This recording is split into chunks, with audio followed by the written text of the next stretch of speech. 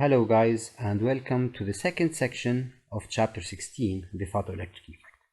In this section, we focus mainly on the experiment of the photoelectric effect and how was it explained using or by Einstein and Max Planck. Before we start with that, we're gonna go over a quick summary over what we have seen in the previous section. So in section 1, our main concern was to observe experimentally the photoelectric effect or the cathode ray tube, the experiment in which we have seen how photons can, in some specific cases, extract electrons from atoms. We defined what photoelectric effect stands for. We defined experimentally what does threshold frequency mean. What does threshold wavelength stand for? We also added one term, which is the work function. Now, we went over some basic properties of a specific particle called the photon, which is a quantum of light. We said that the photoelectric effect cannot be explained except using the corpuscular or the particle nature of light. Now, what is that photon? It is a specific particle with zero mass and zero charge and carrying a unit energy, which is given by the equation h times nu times frequency. Now, the condition to observe photoelectric effect, and we highlight that as well, is when the energy of the photon is greater than the work function of the metal, or when the frequency incident on the metal is greater than the threshold frequency, or when the wavelength is less than or equal to the threshold wavelength. Anyway, so these were discussed in the previous session. It's important to know them before we move on. Now we'll continue to the photoelectric effect, okay, in which we're going to study the photoelectric effect according to Einstein's interpretation. Now we will continue to the quantitative study of this effect and then the current due to the photoelectric effect. Why current? Don't forget that our main target is to understand the functioning of these things. A calculator using photocells or satellites having their powers given by photocells as well.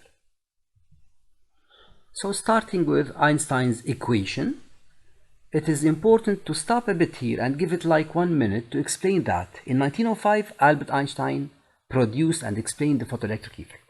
He got the Nobel Prize around 1917. Okay, however, it's worth mentioning that before Albert Einstein in 1900, another German scientist called Max Planck explained the photoelectric effect and introduced the term of photons. However, historically speaking, we refer to Albert Einstein as the founder of these ideas. Anyway, just you need to know these ideas. You need to know that Einstein and Max Planck contributed in studying the photoelectric effect. Later on, all we need to do is study the photoelectric effect regardless of who did that in the first place. Now, the basic propositions that they did in order to understand and explain that effect, which wasn't explained using wave nature of light. First, they suggested that light is a stream of photons called, which are particles of light, specific particles, particular particles, each carrying an energy of E gamma, without this D here, okay? E gamma equals H times nu. Gamma stands for the photon itself. They also added that one photon interacts with one atom at a time, and the work function of the atom is W0. We cannot have two photons interacting with the same atom at the same time. Now, looking at the figure here, here is a radiation, some light radiation or electromagnetic radiation in general, falling on the surface of a metal. Now, what will happen here? It all depends on the photon itself and the metal as well.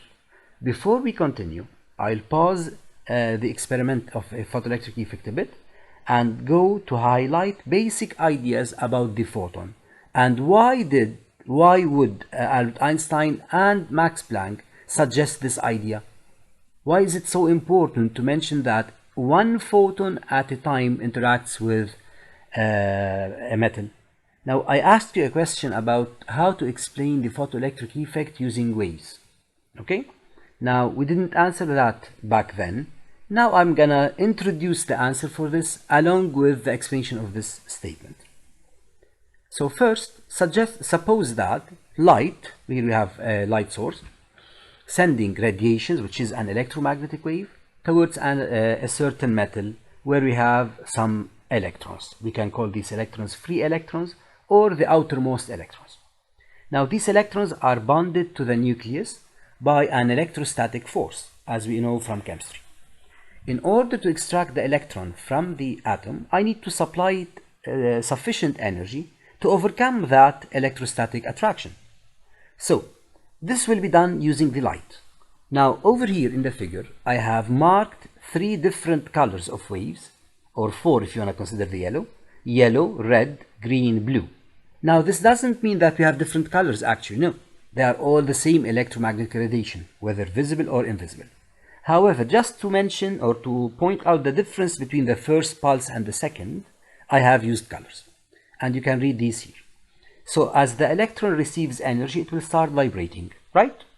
Now, giving it some time, notice that the blue signal or cycle is taken. Now the red one reaches the electron, another wave reaches the electron and gives it more energy, thus the electron vibrates more. You can see this as indicated in the figure.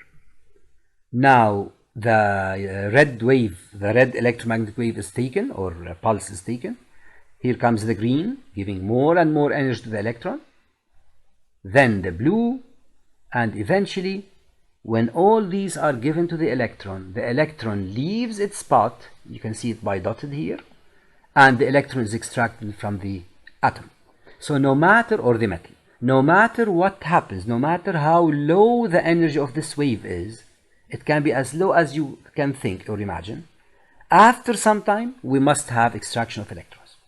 But well, if you go back to the, if you just remember the experiment that you have done, for some specific colors, no extraction, no such thing as this extraction happened. So it was either extraction starts directly or never. So this theory is completely wrong. So this idea of light being a stream of waves given to the electron vibrates more and more no matter what that wave is completely wrong, experimentally.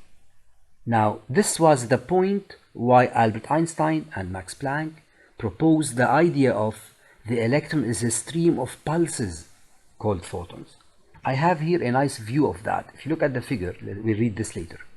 They assumed that light is a stream of particles here. You notice each packet of these contains one pulse. This is the photon. You can see it here coded. The mass of the photon is 0. Its charge is 0. Now, and in addition to what we have said about the photon, a photon has a wavelength and frequency, and its energy is given by the rule that we have mentioned. So you notice that this very particular particle called the photon has 2 main aspects or faces. It can either be a particle with 0 mass and 0 charge, and here it's represented by this bundle.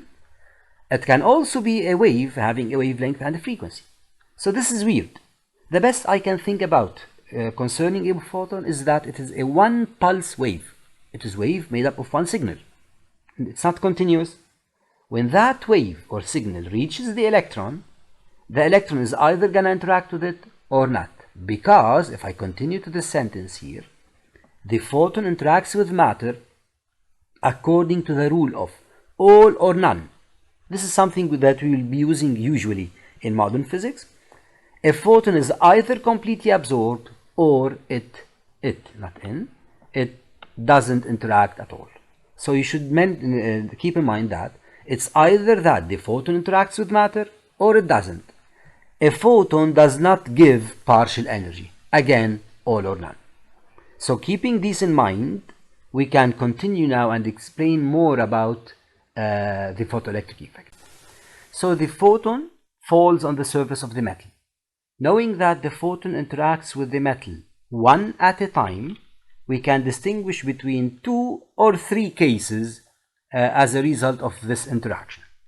First case, if the energy of the photon is less than the work function, such as here, no photoemission is going to be obtained. So the metal with the elements, the electrons, stay as they are in the metal. Another scenario or another case is if the energy of the photon is greater than or equal to the work function. This is the important part.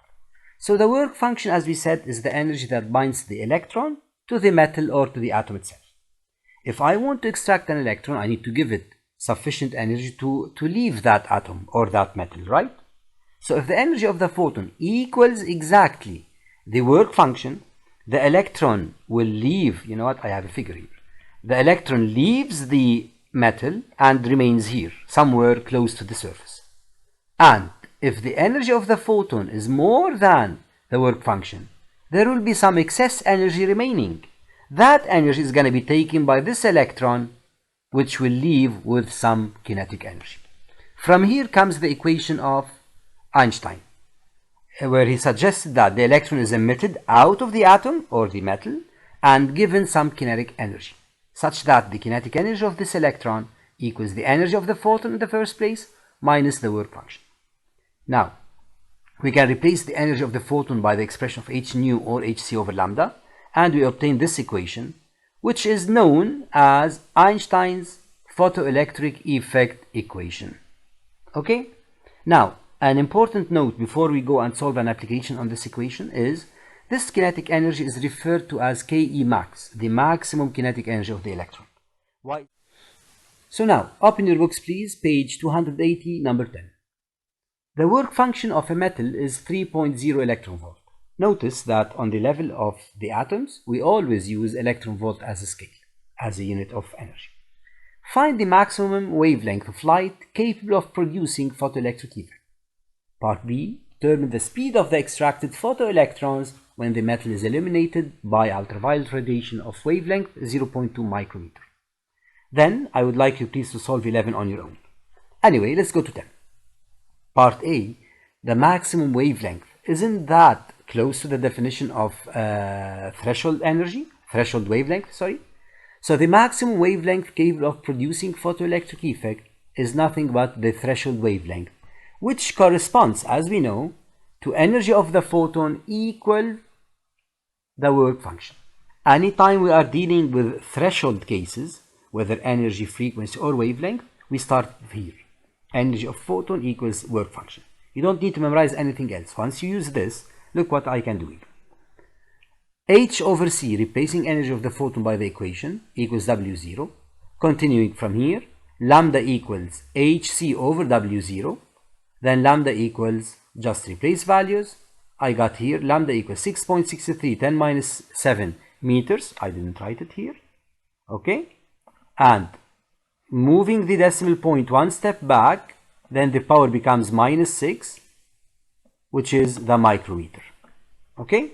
I erase these so that when you look at them, you understand or you have a clear view. Okay? That was simple. Part B. Determine the speed of the extracted electrons. Now, to find the speed, I think that has to do with kinetic energy. Now, since, first of all, I have to mention something together. Lambda max here, lambda max is 0.663, right? So this is the threshold wavelength. Any wavelength less than this value is capable of producing photoemission. Now 0.2 micrometer is less than this, so yes, it will happen. I won't explain that, I won't write it because the question is to determine the speed, as if I'm given that electrons are going to be emitted. Using Einstein's equation of photoelectric effect, Ke, or it's better to add Ke max, energy of photon minus W0. Notice I try to reduce the ideas that I have to memorize. I know that energy of photon equals hc over lambda, so I write this equation here, then replace it with whatever I want. hc over lambda minus W0, replacing hc by the values. Here it's worth mentioning that when I calculated hc 6.63 times 10 minus 3 above, I memorized the answer, 1.989 times 10 minus 25. Now, being a teacher and explaining this over and over and over, I find it useful that I memorize this number. You're not supposed to.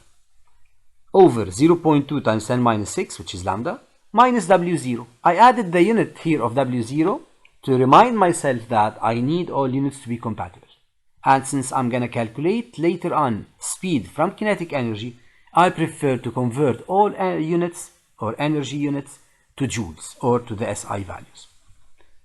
So 9.945, which is this, joules, minus 3 times 1.6 times 10 minus 19 joules. Subtracting using a calculator, I get 5.1 10 minus 19 joules. That's simple. Now the question isn't to find kinetic energy, the question is to continue and find speed. So using K equal half mv square and using the mass of the electron, which is not found here, right? So I know it because if you go to your book at the beginning of the problems section, they had like a quick a table showing all the values. The value of H, the value of the mass of the electron, the value of C if needed. So all constants should always be given. Okay, but since this is an exercise that we are solving together, it's fine. So with the mass of the electron given, 9 times 10 minus 31, replacing equations in the equation, v square equals 2 times over 9. The answer is going to be v square equal to 10 over 9, almost 1 times 10 to power 12. Then square root of that, we get 1.06 times 10 to power 6 meters per second. So this is the answer. Go over the exercise on your own.